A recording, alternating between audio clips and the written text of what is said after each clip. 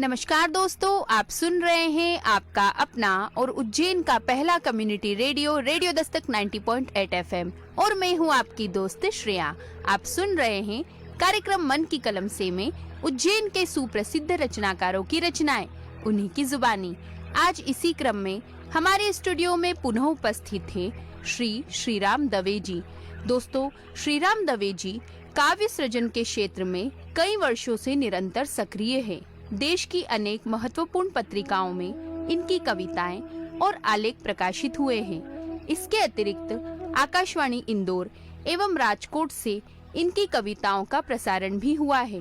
दोस्तों, इन्हें कई पुरस्कारों से सम्मानित किया गया है, जिनमें भारतीय दलित साहित्य अकादमी मध्य प्रदेश द्वारा प्रदत्त कबीर सम्मान, सांध्य दैनिक अमर श्याम उज्जैन द्वारा स्वर्गीय श्याम व्यास साहित्य सम्मान एवं हस्ताक्षर संस्था उज्जैन में डॉक्टर शिव मंगल सिंह सुमन द्वारा सम्मान विशेष उल्लेखनीय है। दोस्तों, इनकी प्रकाशित कृतियों में अपने शहर में खिड़कियां चुप है, आग तुम रहस्य तो नहीं जैसी कृतियां शामिल है। दोस्तों, इनका जन्म मंदसौर में हुआ है। ये हमारा सौभाग्य है कि ऐसी हस्ती आज हमारे स्टूडियो में मौजूद है और आज हम इन्हीं की रचनाएं आप सभी रेडियो दस्तक के श्रोताओं के साथ साझा करेंगे। तो आइए सुनते हैं श्री श्रीराम दवे जी की पहली रचना, जिसका शीर्षक है चेहरा।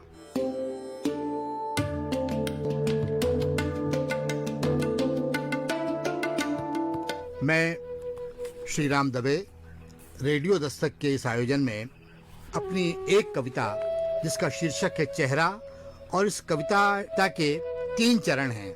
चेहरा शीर्षक ध्यान रखिए आप। चेहरा 1, चेहरे का क्या किसी का भी हो सकता है, वह देश का भी तो हो सकता है। विकास का मेकअप थतेड़ा गया हो जिस पर, और देश इतराने लगे अपनी कॉलर ऊंची करके। मेकअप की परतों के पीछे कालीख चिपकी हो और भूख गरीबी के अक्स हो, जो बदहाली का बयान करते थकते नहीं हो, मिटते नहीं। चेहरा 2, अस्थियां, गंदगी, काई, तहदार मेल और न जाने क्या क्या डूबा हुआ है, घुला हुआ है, फिर भी पुण्य, अमृत और पवित्रता में भिगोती वह नदी ही तो है, बहती थी कभी सदा नीरा।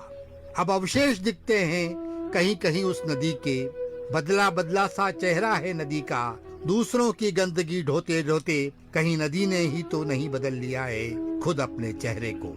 चेहरा 3, पहले भी नहीं होता था चेहरा हवा का, जब वह शीतल मंद समीर बन प्रकृति की खुशबू से सराबोर रहती थी। हवा जो अनुभव की संज्ञा है, हवा जो जीवन लौटाती है। हवा अब दम घोटू है, हवा अब विषैली है, हवा अब नए चलन की है, हवा अब रक्त रंजित है। हवा जब चलती है मतपेटियां भर जाती हैं। हवा जब चलती है कई चेहरे लटक जाते हैं, कई चेहरे अकड़ जाते हैं, और इस तरह हवा का चेहरा विवाद में फंस जाता है। धन्यवाद।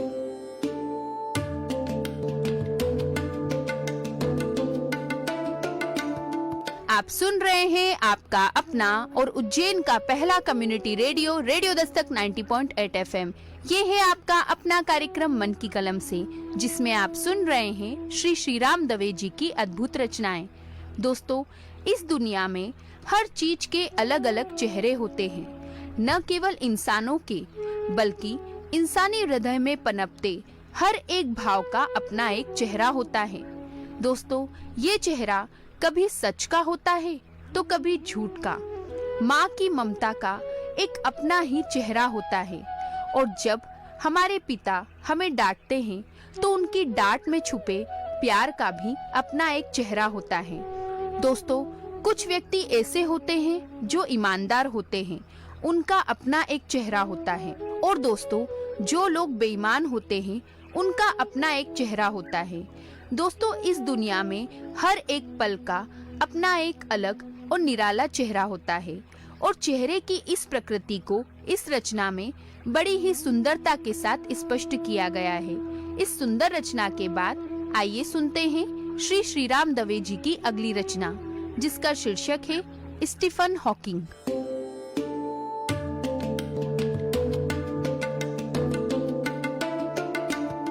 रेडियो दस्तक के इस महत्वपूर्ण आयोजन में मैं श्री राम दवे अपना काव्य पाठ प्रस्तुत कर रहा हूँ। स्टीफन हॉकिंग जो बहुत बड़े वैज्ञानिक थे, उनकी स्मृति पर्व गया है, उनको याद करते हुए एक कविता प्रस्तुत कर रहा हूँ। स्टीफन हॉकिंग, तुम उन सबके लिए भी जिए जो केवल अपने लिए जीते हैं। सितारों की तरफ देखने और उसका मतलब जानने की कोशिश करते रहने की तुम्हारी सलाह लगी थी जिन्हें बेमतलब, उनकी पलकें भी गीली हैं तुम्हारे जाने से। तुम्हारा संघर्ष सबके सामने था, तुम न चल पा रहे थे, न बोल पा रहे थे और न ही सुन पा रहे थे।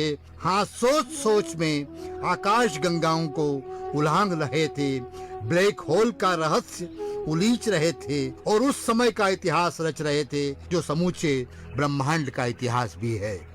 सितारों की तरफ देखने और उसका मतलब जानने की कोशिश करते रहने की तुम्हारी सलाह लगी थी जिन्हें बेमतलब, उनकी पलकें भी गीली हैं तुम्हारे जाने से।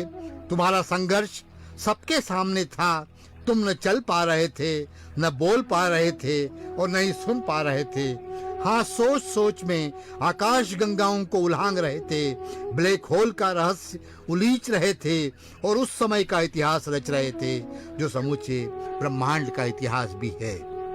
खुद के लिए तो सभी जीते हैं, तुम उन सब के लिए भी जिए जो केवल अपने लिए जीते हैं। 41 वर्षों तक एक पहिएदार कुर्सी पर बैठे रहना हंसी खेल नहीं है। तुम बैठे रहे और सिद्ध करने में लगे रहे, मनुष्य का दिमाग कंप्यूटर है। 84 योनि और मृत्यु के बाद भी जीवन और जीवन जैसी अवधारणाएं नकार कर प्रहार करते हुए पाखंड पर तुम अविचल रहे और पुराने विश्वास ताश के कीलों की तरह ढहते गए एक एक कर। खुद के लिए तो सभी जीते हैं, तुम उन सब के लिए भी जिए जो केवल अपने लिए जीते हैं। 41 वर्षों तक एक पहिएदार कुर्सी पर बैठे रहना हंसी खेल नहीं है। तुम बैठे रहे और सिद्ध करने में लगे रहे, मनुष्य का दिमाग कंप्यूटर है। 84 योनि और मृत्यु के बाद भी जीवन और जीवन जैसी अवधारणाएं नकार कर प्रहार करते हुए पाखंड पर तुम अविचल रहे और पुराने विश्वास ताश के कीलों की तरह ढहते गए एक एक कर। क्या यह संयोग है या होनी की अनहोनी कि गैलीलियो की स्मृति दिवस पर तुम जन्मे और आइंस्टीन उस दिन जन्मे जो अब तुम्हारा स्मरण पर्व है। नजीर बने तुम कई कई लोगों के लिए और सिद्ध कर गए शारीरिक अक्षमता के बावजूद नापा जा सकता है नक्षत्रों और अलकनंदाओं की श्रृंखला को। जिस पृथ्वी पर खड़े नहीं हो पाए बरसों बरस, उस पृथ्वी के शरण की चिंता में दुबले होते रहे जीवन भर। स्टीफन हॉकिंग, तुम्हें समझा जाना अभी शेष है और तुम्हारी विरासत सहेजना हंसी खेल नहीं है और तुम्हारी विरासत सहेजना हंसी खेल नहीं है। धन्यवाद।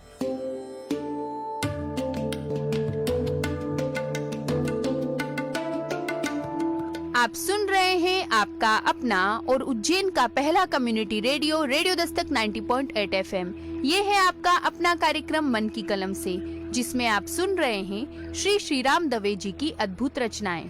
दोस्तों, इस रचना का वर्णन करने से पहले आपको ये बता देना चाहते हैं कि स्टीफन हॉकिंग एक ऐसे व्यक्ति थे जिन्होंने ब्राह्मणों के जीवन को जानने के लिए उस पर गहन अध्ययन किया था। दोस्तों, उन्होंने अपने जीवन काल में अनेक चीजों के बारे में बताया। दोस्तों, ये स्टीफन हॉकिंग ही थे जिन्होंने ब्लैक होल जैसी जगह की जानकारी को लोगों के बीच रखा, उस पर अध्ययन किया। दोस्तों, वो व्हील चेयर पर रहते थे, उनके शरीर के अंगों ने काम करना बंद कर दिया था। दोस्तों, फिर भी उनकी कल्पनाओं ने अपना काम करना बंद नहीं किया था। उनके अंदर एक ललक थी और एक जिज्ञासा थी किसी भी चीज को जानने के लिए, या ये कह सकते हैं कि किसी भी चीज को जानने की कला उनमें कूट कूट कर भरी थी। और यही वजह है जिससे आज भी लोग उन्हें याद करते हैं। और इस रचना में इस तथ्य का बहुत ही खूबसूरती के साथ वर्णन किया गया है। इस रचना के बाद आइए सुनते हैं श्री राम दवे जी की अगली रचना, जिसका शीर्षक है झरबेरी।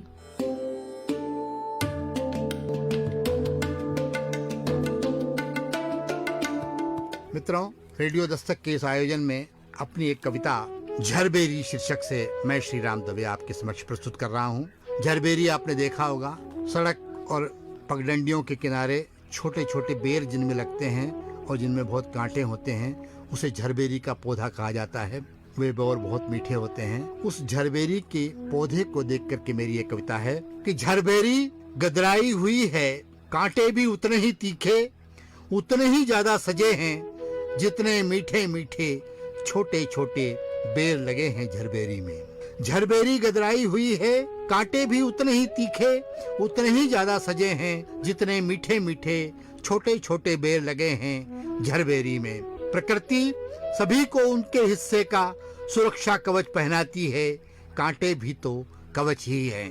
प्रकृति सभी को उनके हिस्से का सुरक्षा कवच पहनाती है, कांटे भी तो कवच ही है। मौसम झरबेरी को झरा ही देता है एक दिन, बगैर यह सोचे कि कवच उसका कटीला है। एक नहीं कई कई कांटे हैं उसमें, जिन्हें रक्त की गंध और स्वाद से प्यार है, और जिन्हें रक्त की गंध और स्वाद से प्यार है। धन्यवाद।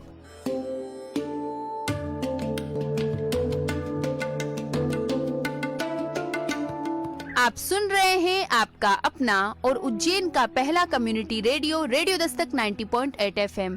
ये है आपका अपना कार्यक्रम मन की कलम से, जिसमें आप सुन रहे हैं श्री राम दवे जी की अद्भुत रचनाएं।